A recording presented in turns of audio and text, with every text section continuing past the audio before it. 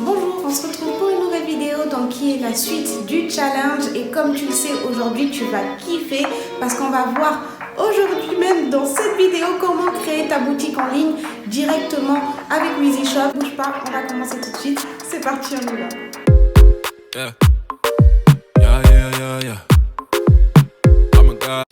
Salut, c'est Amouy, on se retrouve pour une nouvelle vidéo. Si c'est la première fois que tu viens sur ma chaîne, je fais des vidéos pour toutes les personnes qui veulent se développer, développer leur activité, développer leur YouTube ou encore leur Instagram.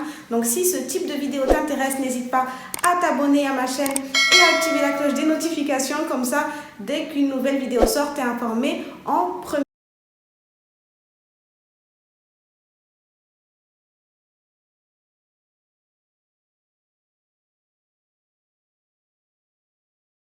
Alors maintenant, on va s'attaquer à la page produit.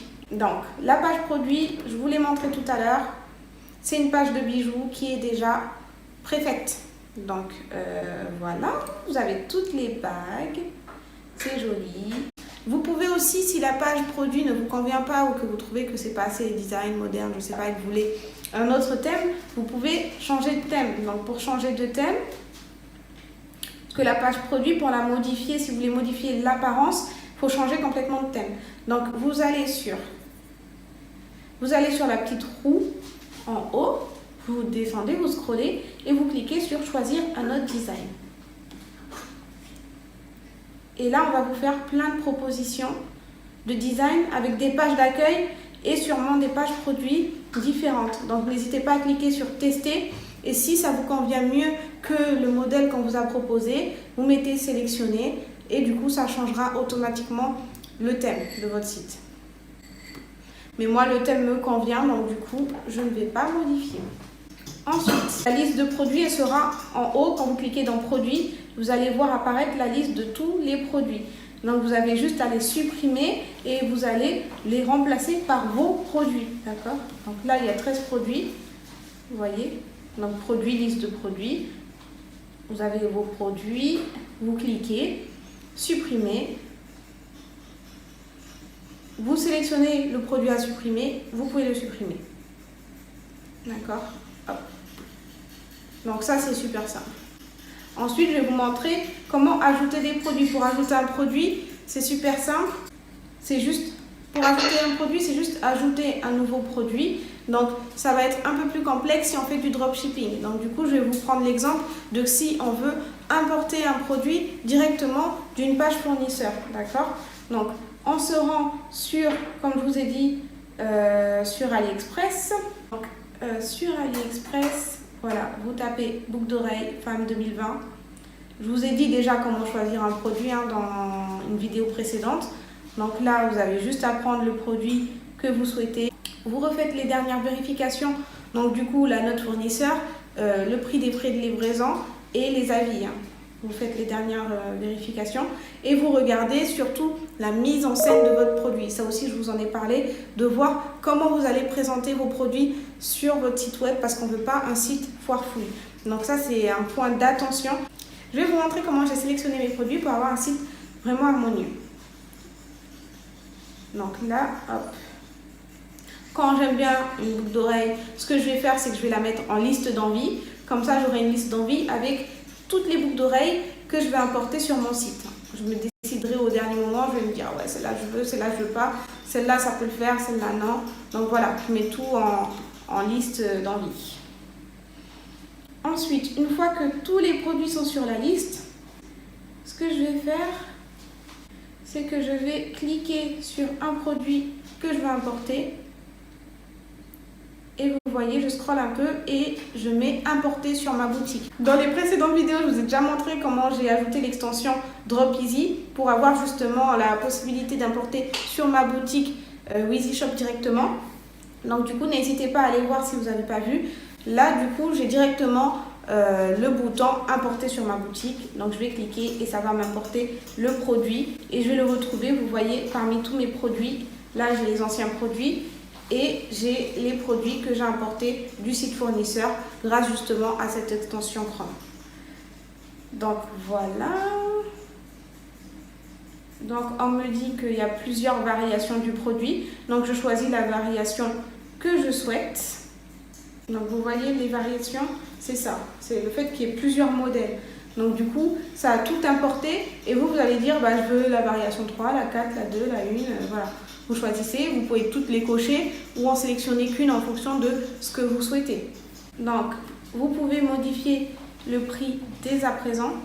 Donc vous avez le prix d'origine sur AliExpress et vous pouvez modifier le prix, là mettre le prix que vous souhaitez pour votre site web. Donc une fois que c'est fait, vous allez cliquer sur le petit crayon, modifier le produit et on va voir qu'on va modifier toute la fiche produit. Donc là c'est pareil, vous voyez, j'ai juste ce que je vous ai montré, c'est pour les dropshippers. Donc si tu veux importer des produits de chez un fournisseur sur ton site, tu utilises l'extension. Mais encore une fois, si tu n'es pas dropshipper et que tu as déjà tes produits et que tu fais ton site pour toi, tu ne vas pas utiliser l'extension DropEasy et tu vas directement compléter une fiche produit simple. Donc ça sera vraiment la même chose, sauf que le produit, ça sera un produit avec ta photo et tes informations.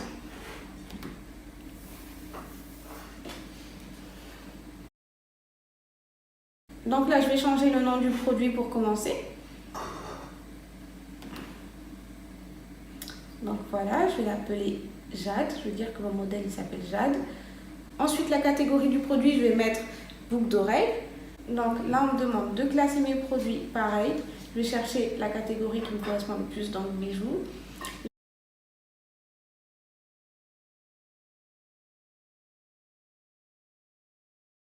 Je vais ajouter ma marque, Ralis.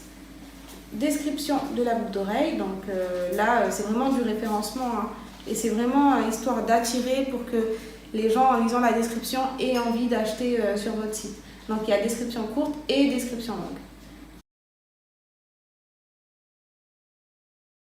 Donc n'hésitez pas aussi à reprendre les informations du fournisseur pour avoir un max d'informations et des informations pertinentes.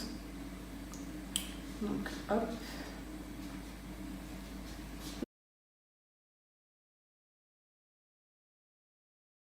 Donc là, dans la description courte et description longue, il faut bien faire la différence. Description courte, vous allez retrouver vraiment quelque chose qui donne envie d'être acheté. Donc moi, je mets sublimer votre tenue avec les boucles d'oreilles de notre marque, etc. Il faut vraiment donner envie au consommateur d'acheter votre produit. Ensuite, dans la description longue, il va trouver vraiment ce qui est utile pour lui, à savoir concernant votre produit ou votre marque. Donc concernant votre produit, c'est peut-être la matière du produit. Donc par exemple, si vous vendez un produit en faux cuir, merci de préciser que c'est du faux cuir, parce que sinon, si la personne achète et dit oui, il y avait écrit cuir, ou ça ressemblait à du cuir mais c'était pas noté, voilà, il faut préciser que c'est du faux cuir, ou il faut préciser quand les boucles d'oreilles ne sont pas en or, quand c'est du plaqué, etc. Parce qu'il ne faut pas avoir de fausses surprises à la fin. Donc on précise tout ça, on précise la livraison, on dit le temps de livraison, donc temps de préparation du produit, temps de livraison du produit. On précise pour les retours, donc par exemple vous avez le droit de vous rétracter sous 14 jours ou sous 30 jours. Donc ça c'est quelque chose qu'on peut mettre dans la description longue, il ne faut pas mettre non plus trop d'informations, mais c'est bien d'avoir ces informations de base, comme ça le consommateur en achetant il sait à quoi s'attendre et ça vous fait moins de travail vous par la suite de gérer tous ces petits litiges et tous ces petits quiproquos. Voilà. Donc là, je mets mes mots-clés. Là, pareil, hein, c'est du référencement, mais c'est super important parce que du coup, pour bien ressortir dans les résultats de recherche, il faut le faire. Super. Ensuite, le prix, donc je l'ai défini. Donc je l'avais déjà modifié tout à l'heure, donc c'était fait. Et vous voyez, on retrouve mes variations et les prix. Et là, du coup, niveau référencement, ça c'est bien parce que si vous ne vous y connaissez pas en référencement, on vous met ce qui est important, le titre, l'URL, la métadescription et la description du produit. Donc votre mot-clé principal, donc moi, par exemple, si c'est boucle d'oreille moderne ou boucle d'oreille originale, mon mot-clé principal, il doit ressortir dans le titre, dans l'URL, la métadescription et la description. Ça fait que quand une personne tapera sur Google boucle d'oreille moderne, boucle d'oreille originale, il y a des chances que mon site soit bien référencé. Donc du coup, ça c'est bien parce que c'est vraiment la base du référencement, ce qu'il vous faut pour être assez bien référencé, commencer avec un bon référencement. Il ne faut pas rien mettre, c'est quelque chose qu'il faut remplir, c'est super important, il faut le remplir. Donc là, vous suivez, hein. Donc on vous dit si c'est juste, si c'est faux, vous voyez c'est rouge. Là quand c'est rouge, ça veut dire que c'est trop lent ou c'est trop. Voilà. Donc du coup, le référencement, vous êtes guidé, vous faites cette partie référencement, vous mettez toutes les infos qui vous correspondent. Et là, on vous dit si c'est mieux, si c'est pas mieux, etc. D'accord? Donc, n'hésitez pas à travailler cette partie.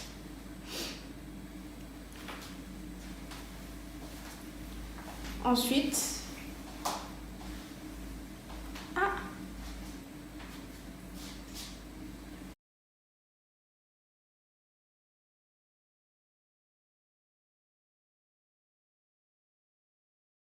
ensuite, vous pouvez cliquer sur aperçu si vous souhaitez avoir un aperçu de ce que ça donne sur votre page. Donc, c'est ce que je vais faire. Vous voyez, là, je vois ma description courte, ma description longue, les photos que j'ai sélectionnées. Est-ce que ça donne bien? Est-ce que ça donne pas bien? Donc là, j'ai envie de changer les images parce que je vois que les images, c'est pas forcément ce que je veux. Donc, je vais dans la partie photo et je vais sélectionner les images appropriées pour mon site. Voilà.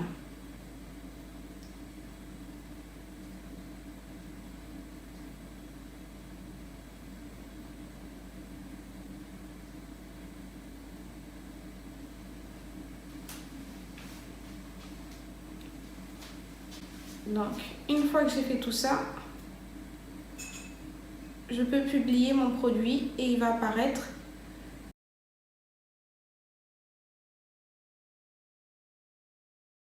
sur mon site. Je peux même mettre un badge. Je peux mettre un badge dans les options avancées. Donc là, il y a fait main. Moi, je vais mettre le plus vendu. Voilà, vous pouvez mettre le badge que vous voulez. Et une fois que c'est bon, vous publiez le produit et la page va apparaître officiellement sur votre site.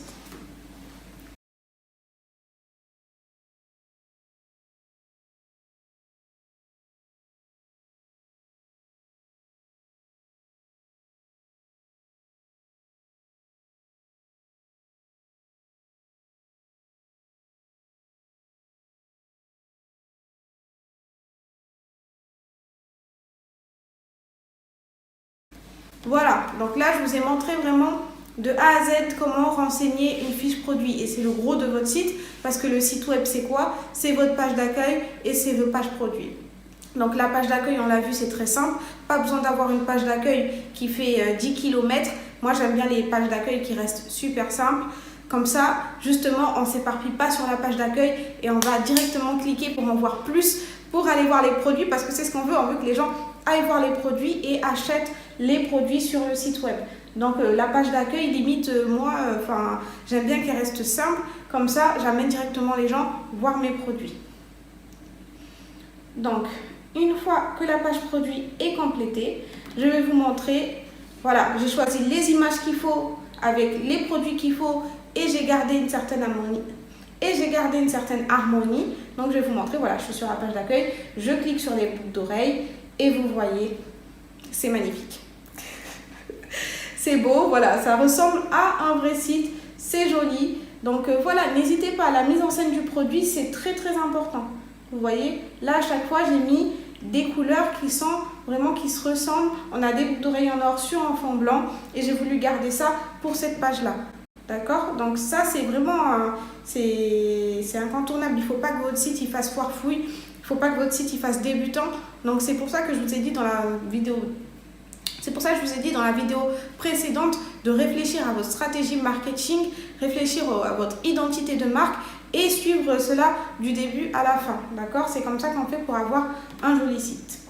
Une fois qu'on a fait la fiche produit, on peut passer à la finalisation de notre site. Alors là, on est sur la fin, les gars. Donc, les dernières configurations, tu as le nom de domaine. Donc, on va cliquer sur configurer le nom de domaine. Donc là, vous voyez que c'est à partir de 15 € par an. Vous pouvez mettre dans la barre le nom de domaine que vous choisissez pour votre marque. Après, vous pouvez l'avoir en .fr, .com ou .autre chose. Hein. Ça, c'est vous qui voyez. Souvent, le plus courant, c'est .com et .fr. Il faut voir si votre nom de domaine n'est pas déjà utilisé. Donc, n'hésitez pas à aller sur Internet et faire une recherche voir si votre marque n'est pas déjà utilisée, le nom de domaine il n'est pas déjà utilisé. De toute façon, s'il est déjà pris, ça va vous le mettre, hein, que c'est impossible de l'avoir. Mais c'est bien de vérifier quand même. Donc voilà. Moi, je vais mettre Alice. Voilà. Désolée, ça va vous dire c'est déjà pris. .com. Donc, je peux essayer .fr. C'est déjà pris. Donc là, pareil, je vais tenter autre chose. Alice Shop, par exemple. Et là, hop, je peux. Vous voyez? Donc, ça, n'hésitez pas à trouver aussi des variantes. Si c'est déjà pris, trouvez des variantes pour pouvoir utiliser le nom que vous voulez. À part si c'est une marque qui existe déjà et qui fait la même chose que vous. Donc si moi par exemple je vois qu'il y a une marque de bijoux qui fait du Ralice, du coup vaut mieux que je fasse pas la même chose parce que si, du coup je pourrais plus l'utiliser. Si elle l'a pas encore déposé, tant pis, c'est celui qui déposera la marque en premier. Mais voilà, donc faut faire attention à ça. Donc je valide et mon nom de domaine, donc je valide, je paye et mon nom de domaine va être actif. Donc 15 € par an, hein, franchement c'est rien, c'est donné. Mais c'est juste qu'il faut le renouveler tous les ans parce que sinon si quelqu'un vous le vole, c'est un petit peu ballot quoi. Voilà. Donc du coup, quand on ira sur mon site, j'aurai mon propre nom de domaine et j'aurai pas une extension ralice.wizyshop quelque chose, tu vois. Ça sera vraiment ma marque à moi et ça sera mon nom de domaine. Donc dans les derniers éléments, on a aussi le moyen de paiement. Donc on va configurer un moyen de paiement. Le plus courant à faire, c'est Stripe, parce que Stripe, ça prend toutes les sortes de cartes bleues, un grand panel en tout cas de cartes bleues possibles. Donc souvent on utilise Stripe.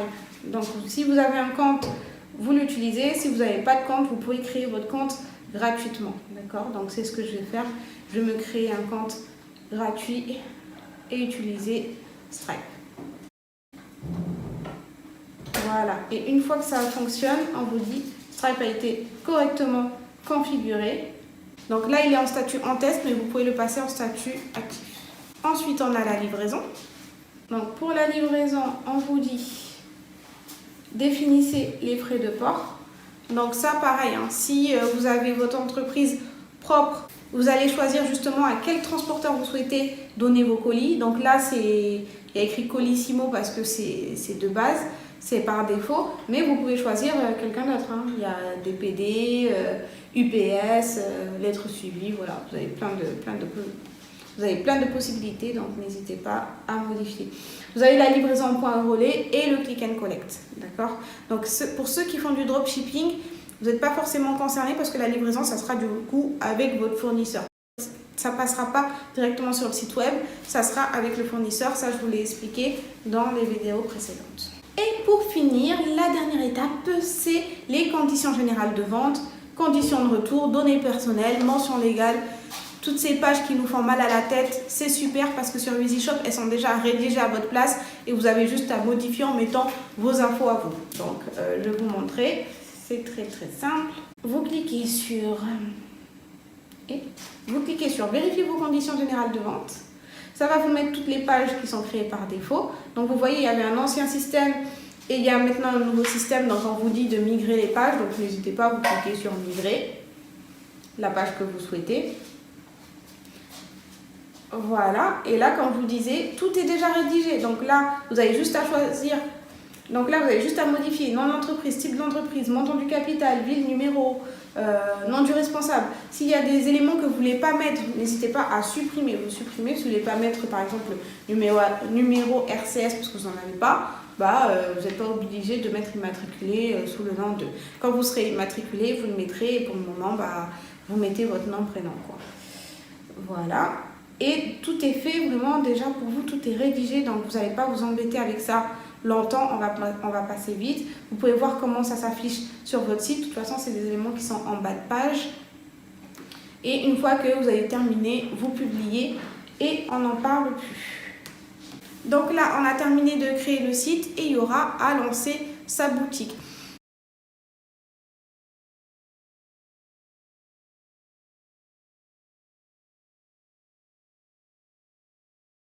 J'ai pas fait un long site, je vous ai juste montré les éléments qui vous permettent de créer un site web.